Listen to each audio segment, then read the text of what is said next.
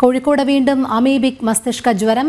പയ്യോളി സ്വദേശി 14 വയസ്സുകാരനാണ് രോഗം സ്ഥിരീകരിച്ചത്. കുട്ടി സ്വകാര്യ ആശുപത്രിയിൽ ചികിത്സയിലാണ്. വിവരങ്ങളുമായി ആനന്ദ് ചേരുന്നു. ആനന്ദ്, ഇന്ന് മുഖ്യമന്ത്രിയുടെ നേതൃത്വത്തിൽ ഉന്നതതല യോഗം ചേർന്നിരുന്നു. സ്ഥിതി നിയന്ത്രണ വിധേയമെന്നാണ് ആരോഗ്യവകുപ്പും അറിയിച്ചിരുന്നത്. പക്ഷേ ഒരു അമീബിക് മസ്തിഷ്ക ജ്വരം കൂടി സ്ഥിരീകരിച്ചിരിക്കുകയാണ്. 14 വയസ്സുള്ള കുട്ടിയിലാണ്. വിവരങ്ങൾ.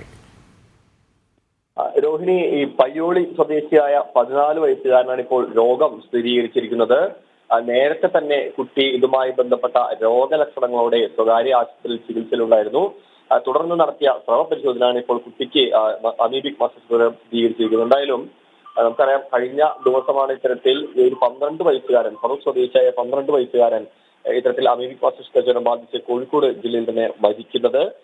കഴിഞ്ഞ 2 മാസത്തിനിടെ 3ഓളം കുട്ടികളാണ് സംസ്ഥാനത്തൊട്ടാകെ ഇത്തരത്തിൽ ഈ രോഗബാധയേറ്റ് കൊണ്ട് തന്നെ മരിക്കുന്ന ഒരു സാഹചര്യം ഉണ്ടായത്. ഒന്ന് കണ്ണൂർ സ്വദേശിയായിട്ടുള്ള 13 വയസ്സുകാരിയും മറ്റൊന്ന് മലപ്പുറം സ്വദേശിയായ 5 വയസ്സുകാരിയും. എന്തായാലും ഇപ്പോൾ 4മതൊരു കുട്ടി കൂടി ഇപ്പോൾ രോഗം സ്ഥിരീകരിച്ചിരിക്കുന്നു. പക്ഷേ കുട്ടി മരുന്നുകളോട് വളരെ അനുകൂലമായി തന്നെ പ്രതികരിക്കുന്നുണ്ട് എന്നുള്ള ഒരു വാർത്തയും പുറത്തു വരുന്നുണ്ട്.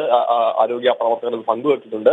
അതെന്തായാലും ആശാവഹമാണ്. എന്തായാലും ജർമ്മനിയിൽ നിന്ന് ഇതുമായി ബന്ധപ്പെട്ട മരുന്ന് സർക്കാർ കഴിഞ്ഞ ദിവസം എത്തിച്ചിരുന്നു. എന്തായാലും കുട്ടിയുടെ നില ഗുരുതരമല്ല. പക്ഷേ ഇപ്പോൾ നിലവിൽ രോഗം സ്ഥിരീകരിച്ചിരിക്കുന്നു. ലക്ഷണങ്ങളുമായി തന്നെയാണ് ഇപ്പോൾ കുട്ടി കഴിയുന്നത്. രോഹിണി. ശരി, ആനന്ദ് പുത്തൂറാണ് വിവരങ്ങൾ നൽകിയത്.